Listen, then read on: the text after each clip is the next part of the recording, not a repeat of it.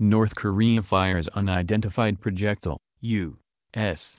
says. North Korea launched a missile over Japan on Tuesday, U.S. military officials said, once again demonstrating its commitment to advancing its missile program despite international sanctions and other pressure to halt it. The missile apparently traveled hundreds of miles over Sea of Japan and Hokkaido, an island prefecture in northern Japan, according U.S.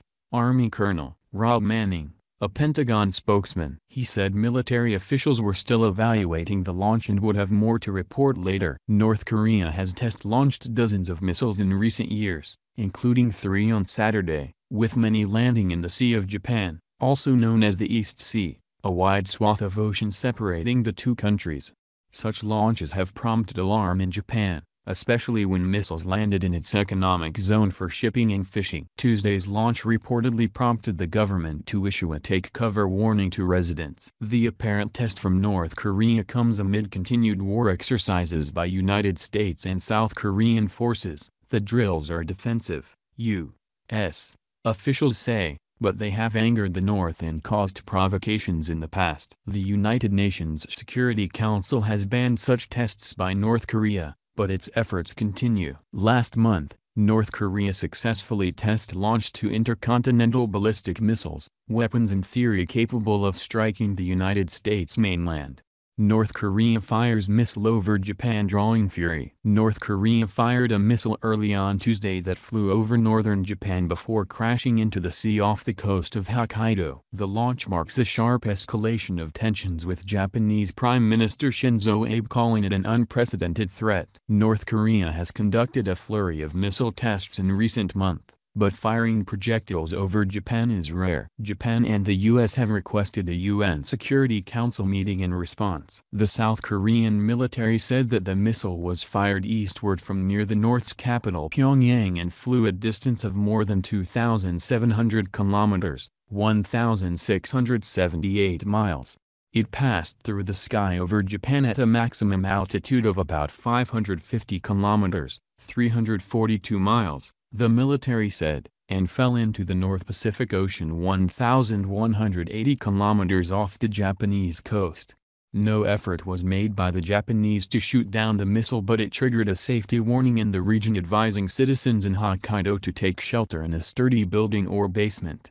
Mr. Abe called the launch an outrageous act and an unprecedented, serious and grave threat that greatly damages regional peace and security. He said his government was doing its utmost to protect people's lives. Given the missile's flight path, the test is being seen as an escalation of tensions on the Korean peninsula. On the 2 previous occasions North Korea fired rockets over Japan, once in 1998 and again in 2009, the North claimed they were for satellite launches, not weapons. Earlier this month, North Korea threatened to fire missiles towards the U.S. Pacific territory of Guam, while U.S. President Donald Trump warned Pyongyang would face fire and fury if it threatened the U.S. There have also been some reports in recent months that North Korea is preparing to carry out its 6th nuclear test. North Korea fired a missile over Japan early on Monday morning, officials said, as Tokyo warned citizens in the north of the country to take cover. Japan's warning system kicked in, advising citizens on its northern Hokkaido island to take precautions, as the missile headed towards land in what was a significant escalation of Kim Jong-un's military posturing. The missile later broke into 3 pieces and landed in the sea. It flew for around 1,700 miles, reaching a maximum altitude of 350 miles, South Korean officials said. The Pentagon confirmed the launch. The Japanese military made no attempt to shoot down the unidentified missile, but condemned the launch in the strongest terms possible. "We will do our utmost to protect people's lives," Prime Minister Shinzo Abe told reporters. This reckless act of launching a missile that flies over our country is an unprecedented, serious and important threat. Following a 40-minute phone call with Donald Trump, he said he and the U.S. president had agreed to escalate the pressure on North Korea. "We must immediately hold an emergency meeting at the United Nations, and further strengthen pressure against North Korea," Mr. Abe said.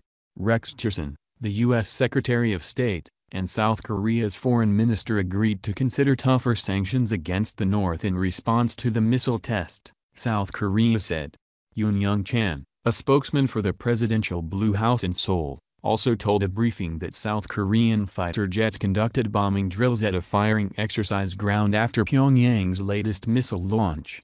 Boris Johnson, the foreign secretary, said he was outraged at the reckless provocation by North Korea. He strongly condemned the latest illegal missile launch. Theresa May is flying to Japan on Wednesday for trade talks. Mr. Kim has overseen more than 80 missile tests, more than both his father and grandfather combined. The regime fired several short-range projectiles into the sea off its east coast on Saturday in what was thought to be a response to U.S.-South Korean joint military exercises.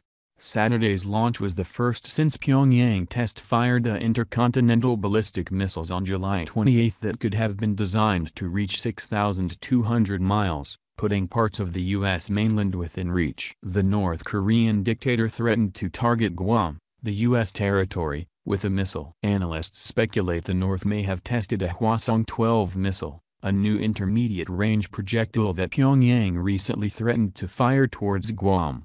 The missile landed nowhere near Guam, which is about 1,550 miles south of Tokyo, but the length of Tuesday's launch may have been designed for the North to show it could follow through on its threat. The launch doubled as a threat to Washington, not only because of the U.S. military bases in Japan, but also that the North showed it has the real capability to fire missiles to waters near Guam if it chose to shoot them in that direction, said Moon Sun-mook, a former South Korean military official and current analyst for the Seoul-based Korea Research Institute for National Strategy. Seoul says the missile was launched from Sunan, which is where Pyongyang's international airport is, opening the possibility that North Korea launched a road-mobile missile from an airport runway.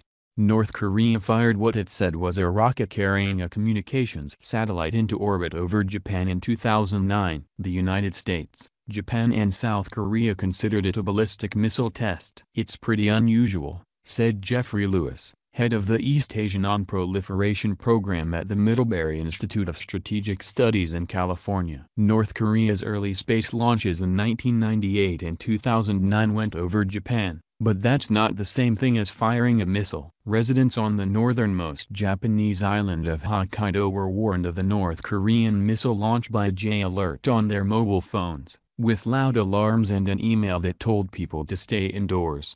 The system also is designed to kick in an automated voice repeating the warnings on area loudspeakers. Hironori Matsuro, an official in the coastal town of Arimo, told AP the phone alarm worked but not the 50 speakers in the town. Matsuro said people were stunned as this is the first time a North Korea missile is believed to have flown over Hokkaido. The town, which has about 4,800 residents, is checking on what went wrong with the speaker system. We all woke up, he said. But there are no reports of any damage, and no one had to evacuate. The Japanese government's J-alert system broke into radio and TV programming, warning citizens of the possible missile. Bullet train services were temporarily halted and warnings went out over loudspeakers in towns in Hokkaido. I was woken by the missile alert on my cell phone, said Ayaki Nishijima, 41, an office worker from Morioka, the capital of Iwate Prefecture, 180 miles south of Cape Harimo.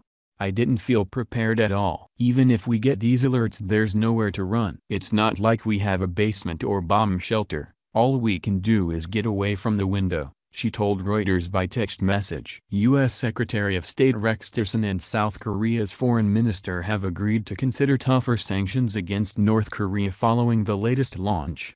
Yoon Young-chan, a spokesman for the presidential Blue House in Seoul, also told a briefing that South Korean fighter jets conducted bombing drills at a firing exercise ground after Pyongyang's latest missile launch.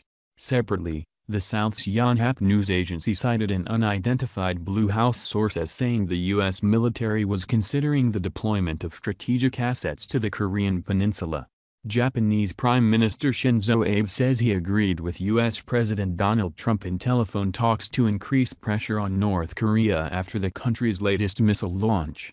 Trump also said that the United States was 100% with Japan and he showed a strong commitment to Tokyo's defense, Abe told reporters. South Korea's Yonhap news agency says the top U.S. and South Korean military officers agreed to make a strong response to North Korea's latest ballistic missile launch, including possible unspecified military measures. The chairman of both countries' Joint Chiefs of Staff agreed on a phone call to take response measures at the earliest possible time that can demonstrate the alliance's strong will, including military measures, Yonhap reported, quoting the South Korean military. A former South Korean military official who is now an analyst at Seoul's Institute for Far Eastern Studies says the early flight data suggests the North Korean missile was likely a Hwasong-12, a new intermediate-range missile that the North has recently threatened to fire toward Guam. Analyst Kim Dong-yuba tells AP there is also a possibility the missile could have been a mid-range Musudan, a missile with a potential 3,500-kilometer (2,180-mile) range that puts much of the Asia-Pacific region within reach, or a Pukguksong-2, a solid-fuel missile that can be fired faster and more secretly than weapons using liquid fuel.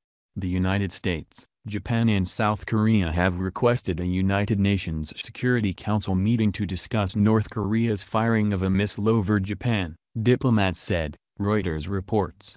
The 15-member Security Council was expected to be held late on Tuesday. South Korea's finance ministry said on Tuesday it will monitor financial markets around the clock and act according to its contingency plans to stabilize markets if needed after North Korea's latest missile test, Reuters reports. Our view is that we need to fully prepare and make stern responses to manage risks at home and abroad, the ministry said after a policy meeting with the Bank of Korea and financial regulators that was urgently called after the launch.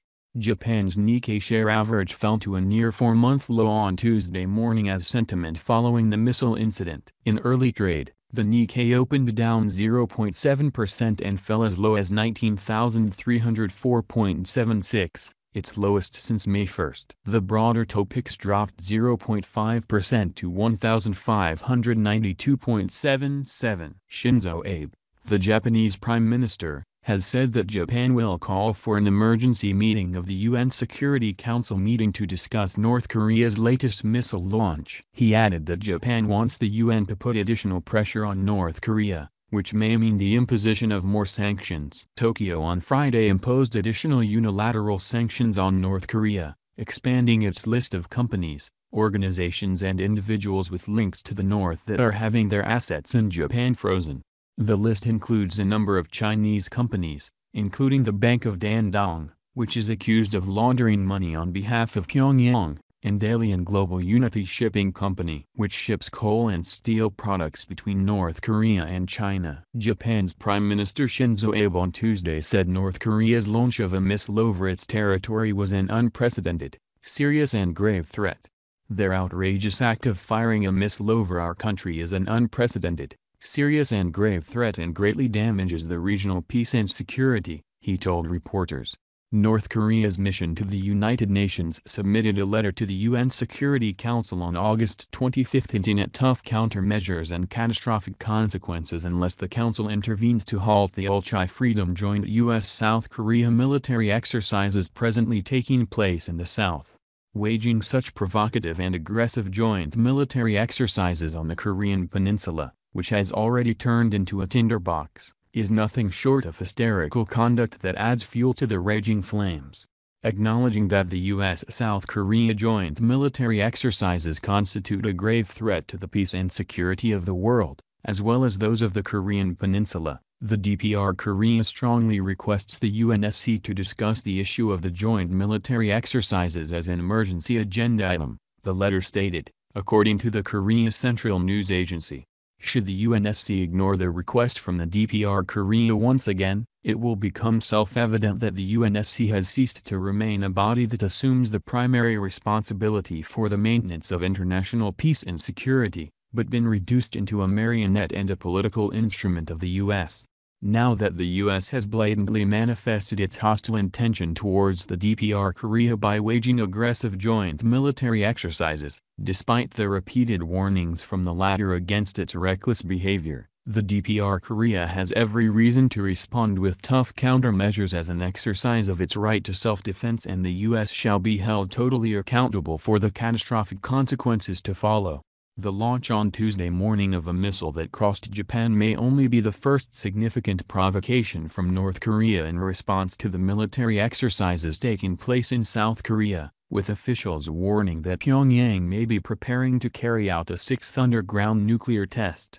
South Korea's National Security Service has informed political leaders that it has detected preparations at the North's Punggye Proving Grounds, where the previous 5 tests were conducted. Kim Byung-ki, a member of South Korea's ruling Democratic Party, said the NIS reported that North Korea has completed its preparation to carry out a nuclear test at Tunnel 2 and Tunnel 3 at the Punggye nuclear test site. He added the NIS said it had also detected activity suggesting Tunnel 4 was being prepared for renewed development work after excavation work was halted last year. Analysts suggest the test may be held close to September 9, a national holiday marking the founding of the republic and the date on which it conducted its last nuclear test, in 2016. The North claimed the test was of a miniaturized nuclear warhead small enough to be fitted to an intercontinental ballistic missile, although analysts say it is impossible to verify the claim. The launch of the land-based missile comes 2 days after the Rodong Sinmun newspaper ridiculed the U.S. and its vassal force for being flustered due to the pluck of the DPRK in an editorial. The article in the state-run publication added that North Korea is showing no mercy. If the U.S. persists in its reckless anti-DPRK moves, sanctions and pressure, it will eventually meet a miserable fate. So long as the U.S. and its vassal forces persist with such actions and imperialism, the root cause of injustice and evil remains. It added, the DPRK will further sharpen its just nuclear-treasured sword in its hand and defend independence with nukes and usher in a new era of national prosperity. South Korean military sources have reported that the missile flew a distance of around 1,650 miles and reached a maximum altitude on its lofted trajectory of 340 miles. Yoshihide Suga, Japan's chief cabinet secretary, told a hastily called press conference that the missile fell into the ocean about 730 miles off Cape Harimo, in Hokkaido. The missile launch poses a serious, grave security threat to Japan, Suga said, adding that Japan would cooperate closely with the United States and South Korea to counteract the danger posed to the region by North Korea.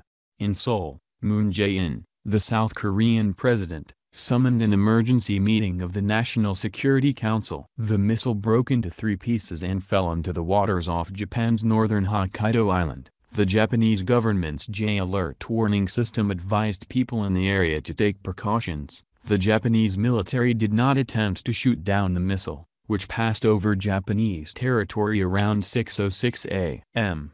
Time, 2106 GMT. Japan's prime minister has said he will take all precautions necessary to protect citizens. We will make utmost efforts to firmly protect the lives of the people, Abe told reporters in brief remarks as he entered his office for emergency meetings on the missile firing.